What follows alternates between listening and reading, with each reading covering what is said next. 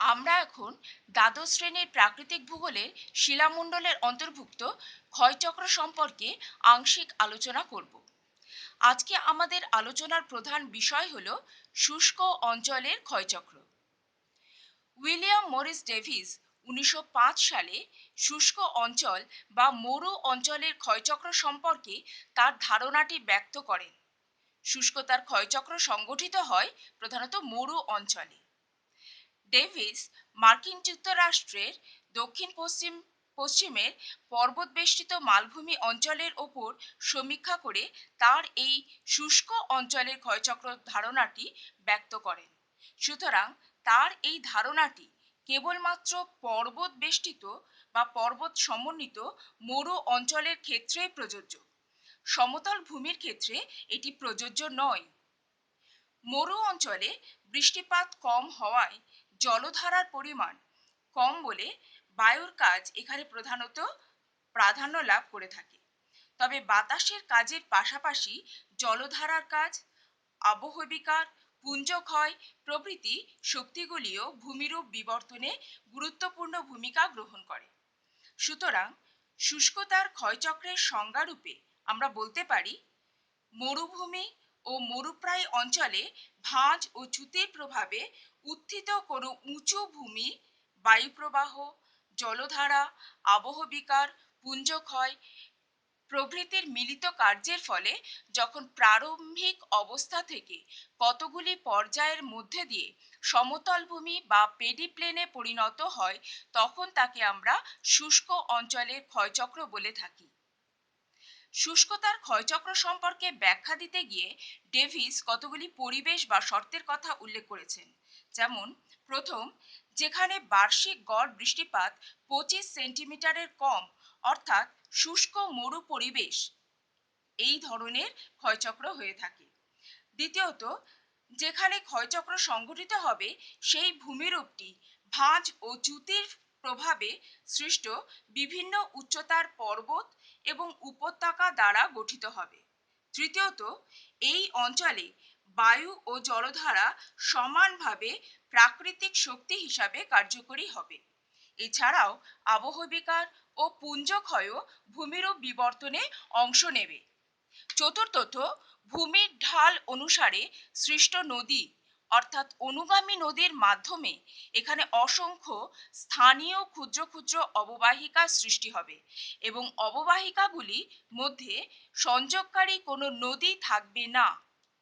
পঞ্চমত, নদীগুলি বিভিন্ন দৈর্ঘ্যের হবে এবং বেশ কিছু নদী প্রবাহ পথেই শুকিয়ে যাবে, তবে কয়েকটি নদী উপত্যকার পাদদেশ পর্যন্ত পৌঁছাবে। ষষ্ঠত, উপত্যকার পাদদেশে সৃষ্ট অস্থায়ী প্লায়া হ্রদগুলি হবে স্থানীয় ক্ষয়সীমা।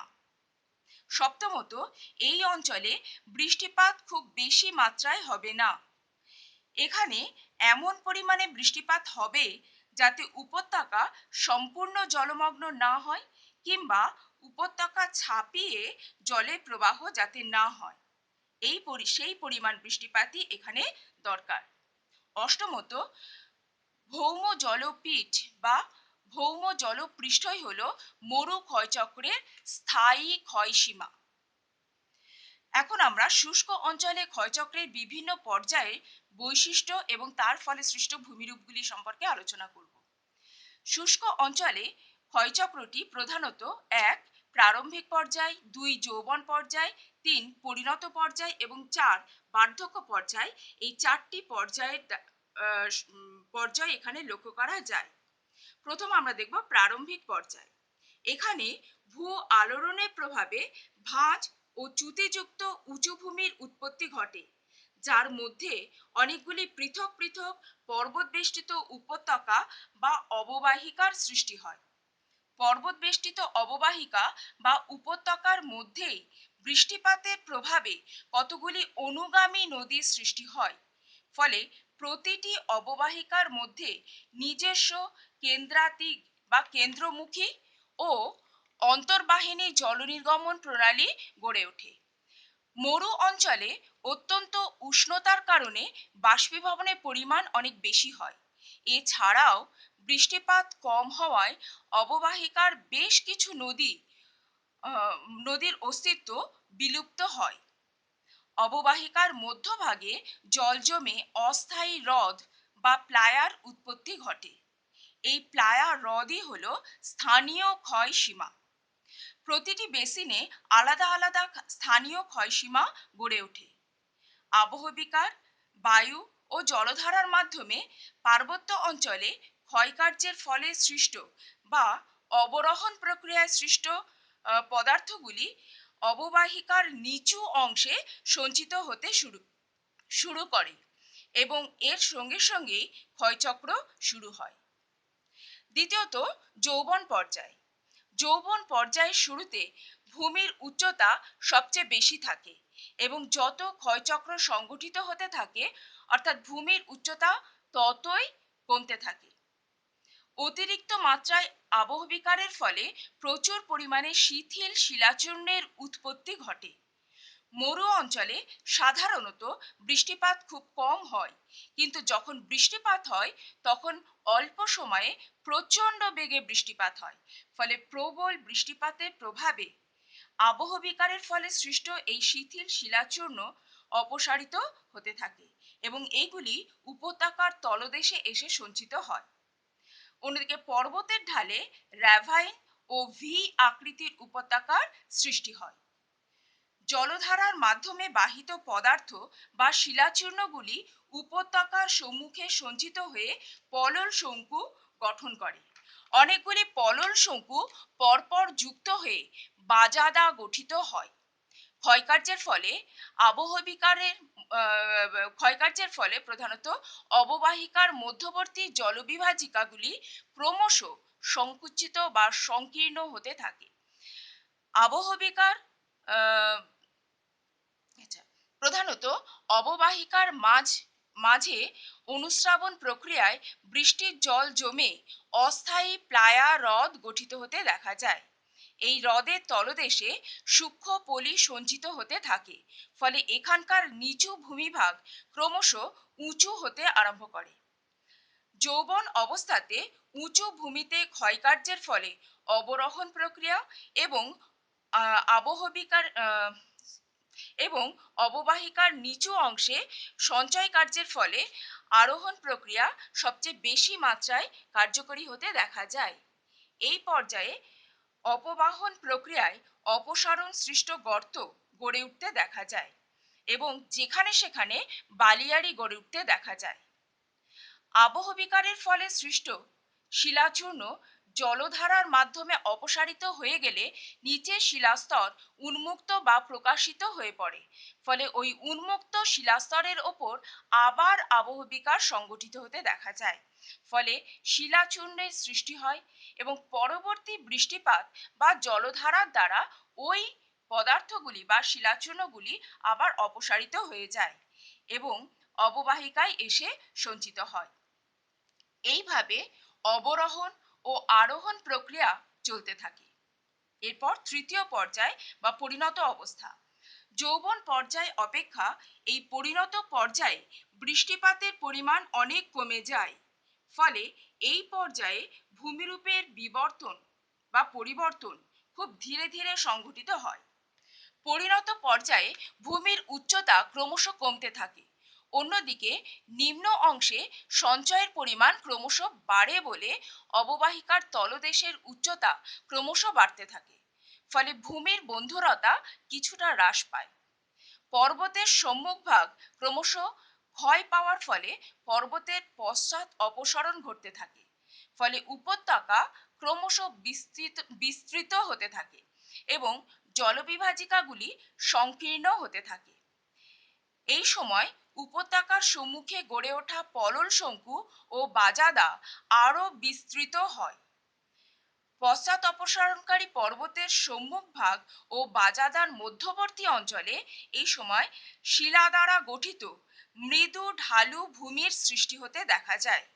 এই মৃদু ঢালু ভূমি পেডিমেন্ট নামে পরিচিত। এই পর্যায়ে অববাহিকা বিস্তৃত হওয়ার ফলে এই অংশে বায়ু প্রবাহের গতিবেগ অনেক বেড়ে যায়। ফলে অপবাহন প্রক্রিয়া সক্রিয় হয়ে ওঠে। এই পর্যায়ে প্লায়া হ্রদগুলি শুকিয়ে যেতে শুরু করে। প্রধানত অপবাহন প্রক্রিয়া সক্রিয় হওয়ায় এবং প্লায়া হ্রদগুলি শুকিয়ে যাওয়ায় মরু অঙ্গন, অপবাহন গর্ত প্রভৃতি ভূমিরূপ এখানে সৃষ্টি হতে দেখা যায়। এরপর চতুর্থ বা বার্ধক্য অবস্থা। বার্ধক্য অবস্থায় জলধারার কাজ পুরোপুরি বন্ধ হয়ে যায় এবং বায়ু এখানে প্রধান শক্তিরূপে কাজ করে।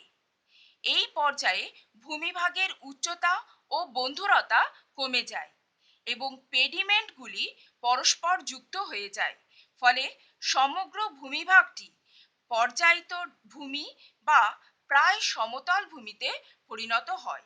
এই সমতল ভূমি মরু সমপ্রায় ভূমি নামে পরিচিত। মরু সমপ্রায় ভূমিকে এসি লাউসন, প্যান ফ্যান এবং এলসি কিং ও এডি হাওয়ার্ড পেডিপ্লেন বলে অভিহিত করেছেন। এই সমপ্রায় ভূমির মধ্যে কিছু কিছু ক্ষয় প্রতিরোধকারী শিলাস্তর টিলা বা অনুচ্চ পাহাড়ের আকারে অবস্থান করে।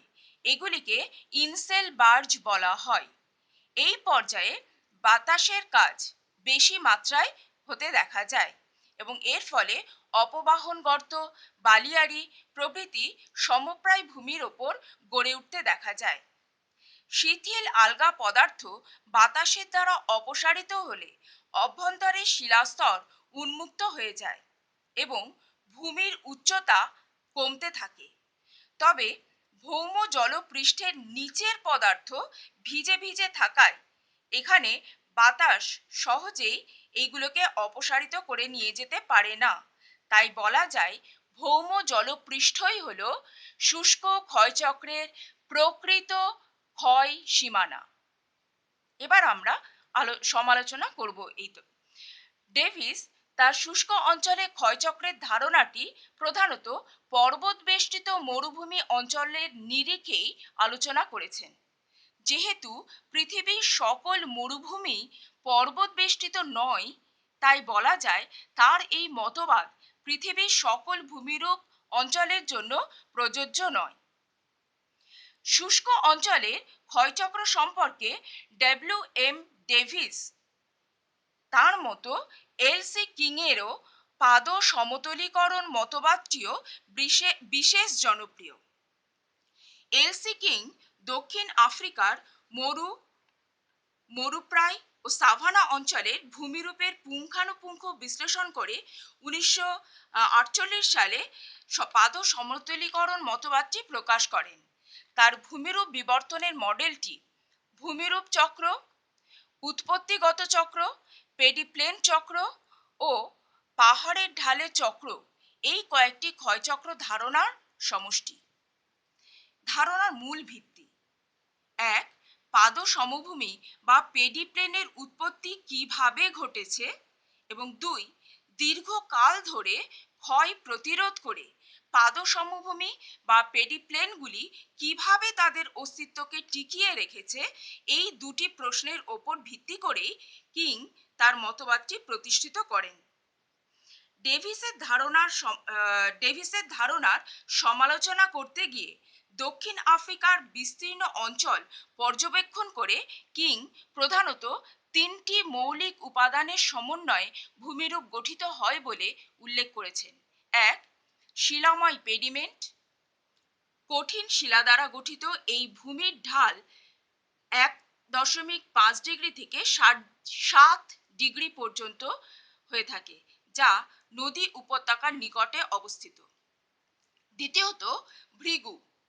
উচ্চভূমিকে বেষ্টন করে থাকা খাড়া ঢাল বিশিষ্ট ভূমিভাগ, যা ক্ষয়কার্যের ফলে পশ্চাৎ অপসরণ ঘটে এবং এখানে ভূমির ঢাল 15 ডিগ্রি থেকে প্রায় 30 ডিগ্রি পর্যন্ত হয়ে থাকে।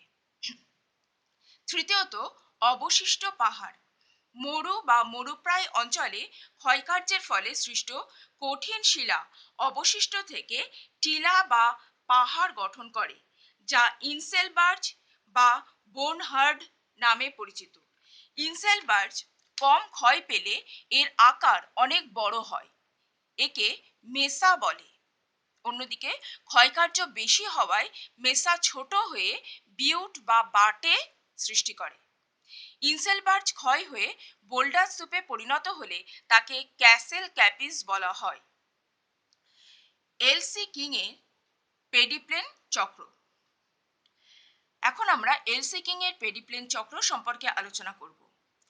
এই চক্রটি প্রধানত দুটি প্রক্রিয়ার ওপর নির্ভরশীল। এক, ভৃগুর পশ্চাৎ অপসরণ এবং দুই, পেডিপ্লেন গঠন। প্রথমে আমরা দেখব ভৃগুর পশ্চাৎ অপসরণ। কিং কিংয়ের মতে মরুপ্রায় ও সাভানা অঞ্চলে কোনো উঁচু ভূমি ক্ষয়কার্যের ফলে ভৃগুর পশ্চাৎ অপসরণ ঘটে এবং কতগুলি অনুচ্চ টিলা অর্থাৎ ইনসেলবার্জ, ক্যাসেল ক্যাপিস ইত্যাদি সৃষ্টি হয় এবং ভূমিভাগ সমতলে পরিণত হয়। তখন তাকে পাদ সমতলীকরণ বলে। এই প্রক্রিয়াটি যৌবন, পরিণত ও বার্ধক্য এই তিনটি পর্যায়ে ঘটে থাকে। প্রথমত, যৌবন অবস্থা। শুষ্ক অঞ্চলে ভূমি উত্থিত হওয়ার পর সেখানে নদী দ্রুত নিম্নক্ষয় শুরু করে, ফলে যৌবন পর্যায় শুরু হয়। নিম্নক্ষয়ের ফলে নদী উপত্যকার গিরিখাত ও ক্যানিয়নের সৃষ্টি হয়। এই সময় নদীর দৈর্ঘ্য বরাবর অনেকগুলি নিক বিন্দু সৃষ্টি হয় এবং এই নিক বিন্দুগুলি নদীর উৎসের দিকে ক্রমশ সরতে থাকে। এই পর্যায়ে নদীর নিম্নক্ষয় একদম কমে যায় এবং পার্শ্বক্ষয় বাড়তে থাকে এবং ভূমির পশ্চাৎ অপসারণ হয়। ফলে ভৃগুর পাদদেশে মৃদু ঢালের ক্ষয়জাত ভূমিরূপ সৃষ্টি হতে দেখা যায়, যা পেডিমেন্ট নামে পরিচিত। ভৃগুর পশ্চাৎ অপসারণের ফলে পেডিমেন্টগুলি ক্রমশ বিস্তৃত হতে থাকে, ফলে নদীর মধ্যবর্তী জলবিভাজিকাগুলি ক্রমশ সংকীর্ণ ও বিচ্ছিন্ন হয়ে পড়ে। এগুলি বিচ্ছিন্ন হয়ে টিলা বা ইনসেলবার্জে পরিণত হয়। ইনসেলবার্জ আরও ক্ষয় পেয়ে গম্বুজাকৃতি ধারণ করলে তাকে বোন হার্ড বলে। দ্বিতীয়ত, প্রৌঢ় বা পরিণত অবস্থা। এই পর্যায়ে নদীর নিম্নক্ষয় পুরোপুরি বন্ধ হয়ে যায় এবং পার্শ্বক্ষয় আরও বাড়তে থাকে, ফলে ভৃগুর পশ্চাৎ অপসরণের জন্য পেডিমেন্টগুলি আরও বিস্তৃত হয়ে পড়ে। ফলে অবশিষ্ট টিলা বা ইনসেলবার্জগুলি আরও সংকীর্ণ হয়ে ক্যাসেল ক্যাপিসে পরিণত হয়। এই পর্যায়ের শেষে পেডিমেন্টগুলো যুক্ত হয়ে বিস্তৃত সমতল ভূমি বা পেডিপ্লেনের পরিণত হয় এবং অধিকাংশ ইনসেলবার্জ ধীরে ধীরে অবলুপ্ত হয়। এরপর তৃতীয় বা বার্ধক্য অবস্থা। এই অবস্থায় ইনসেলবার্জগুলির অস্তিত্ব প্রায় থাকে না বললেই চলে। সমগ্র অঞ্চলটি মৃদু ঢালু সমতল ভূমিতে অর্থাৎ পেডিপ্লেনে পরিণত হয় এবং ক্ষয়চক্রের অন্তিম পরিণতি ঘটে। এখন আমরা কিং এর এই মডেলটি কিছুটা সমালোচনা দেখব। যদিও কিং আফ্রিকার মরু ও মরুপ্রায় অঞ্চলের পরিপ্রেক্ষিতে তার মতবাদটি পর্যালোচনা করেছেন এবং পৃথিবীর সকল জলবায়ু অঞ্চলের ওপর তার তত্ত্বটি প্রয়োগ করেছেন, কিন্তু বাস্তবে ভূমিরূপ বিবর্তনে সকল জলবায়ু অঞ্চলের ক্ষেত্রেই তার এই মডেলটি প্রযোজ্য নয়। ডেভিস এবং কিং তাদের ক্ষয়চক্র মতবাদের মধ্যে আমরা এখন পারস্পরিক একটা তুলনামূলক আলোচনা দেখব।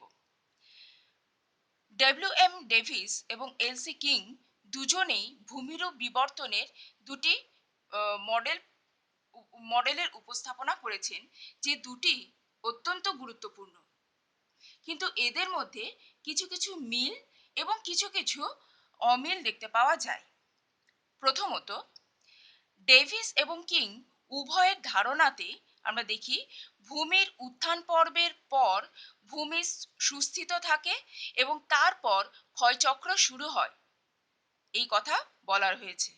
দ্বিতীয়ত, দুজনেই যৌবন, প্রৌঢ় ও বার্ধক্য এই তিনটি পর্যায়ের মধ্যে দিয়ে ভূমির সমতলীকরণ ঘটে, এই কথা উল্লেখ করেছেন। তৃতীয়ত, উভয়ের তত্ত্বেই দেখা যায় শুরুতে ক্ষয়ের হার অনেক বেশি এবং পরে ক্ষয়ের হার অনেক কমে যায় বা হ্রাস পায় বলে উল্লেখ করা হয়েছে। চতুর্থত, ডেভিস এবং কিং উভয়ের ধারণাতেই দেখা যায় প্রাথমিক অবস্থায় ভূমির বন্ধুরতা বাড়ে, পরিণত পর্যায়ে বন্ধুরতা সর্বাধিক হয় এবং শেষে বন্ধুরতা হ্রাস পায় বলে উল্লেখ করা হয়েছে। ডেভিস এবং কিং তাদের মতবাদের মধ্যে বিভিন্ন বিষয়ে মিল থাকলেও কিছু কিছু ক্ষেত্রে আমরা কিছু পার্থক্য দেখি। যেমন, ক্ষয়চক্রের শেষ পর্বে ভূমিভাগের সমতলীকরণ হয়ে থাকে। ডেভিস এই সমতল ভূমিকে পেনি প্লেন বলেছেন। অন্যদিকে কিং এই সমতল ভূমিকে পেডি প্লেন বলে উল্লেখ করেছেন। ডেভিসের মতে পেনি প্লেন গঠিত হয় প্রধানত ক্ষয়কার্যের মাধ্যমে।